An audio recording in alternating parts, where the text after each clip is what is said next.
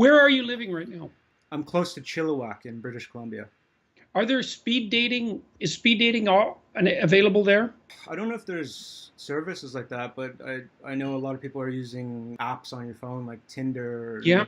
One of the things I like about speed dating, like at least once, is because it gives you a chance to talk to a very large number of women very rapidly. Well, first of all, that's a good way of it's exposure, right? It's a good way of overcoming that fear of initial contact. But I think it also introduces you in a very blunt way to the diversity of personality, right? Because what you'll find if you go on a speed dating retreat is that there'll be nothing between you and the girl in many cases. There'll be something there sometimes. Sometimes that's okay. You don't have to be attractive to or attracted to everyone. Forcing exposure to that wide variety of experience in a short period of time can be a good way of overcoming your fear.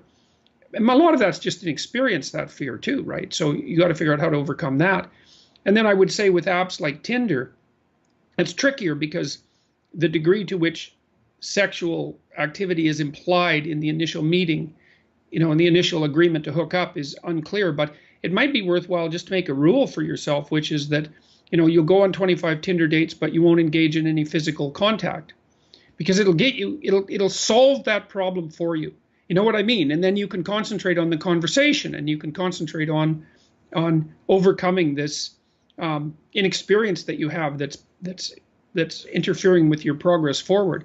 But a rule like that just makes it simple, and you need rules like that. And, you probably know this, but maybe you don't. I mean, your experience with regards to being avoidant and afraid of contact with women is by no means rare. It's unbelievably common among young men. And I think it is exacerbated by the factors that you just described, which is that young men are taught in particular, that any show of even confidence on their part might be interpreted as part of this toxic masculinity. And I think that, well, that's something that would have to be unpacked for hours. I mean, what I would say is that women generally like men who have power but don't need to use it. It's something like that. And women who are uncertain and unsettled in their relationships with men would rather, for their own safety, that all men be rendered powerless. But that's not helpful because it destroys erotic attraction, and then all that happens is that men end up useless.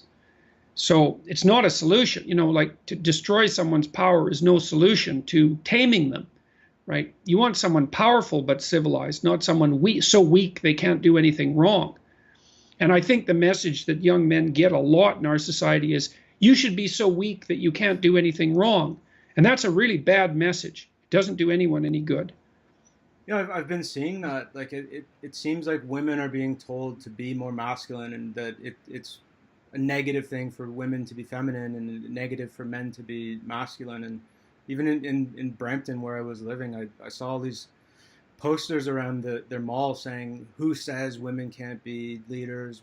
What's wrong with throwing like a girl?" And because it was being pushed on me so much, I felt like I was just accepting it. But now I've sort of seen through that. But yeah, I'm going to use that. I think that's great advice that you just gave. Yes, well, we also have to account for the stunning popularity of 50 Shades of Grey.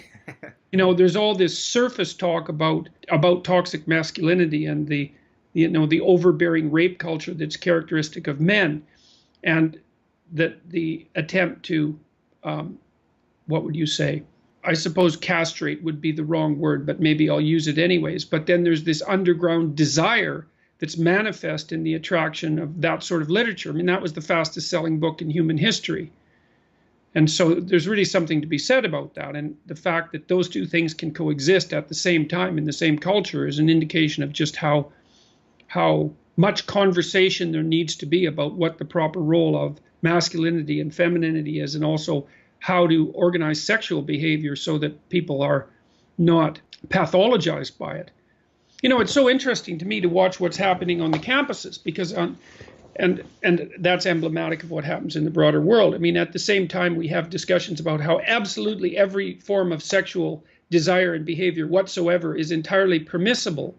We have the increasing multiplication of regulations about every single aspect of any sexual interaction between a man and a woman. I mean, those two things, the fact that those two things are happening at the same time means that something is wrong. I mean, maybe we should back off on the idea that absolutely every form of sexual interaction whatsoever is permissible and desirable, and simultaneously back off on the increasing enclosure of every physical interaction in a web of laws and regulations, most of which are going to be counterproductive and cause all sorts of trouble.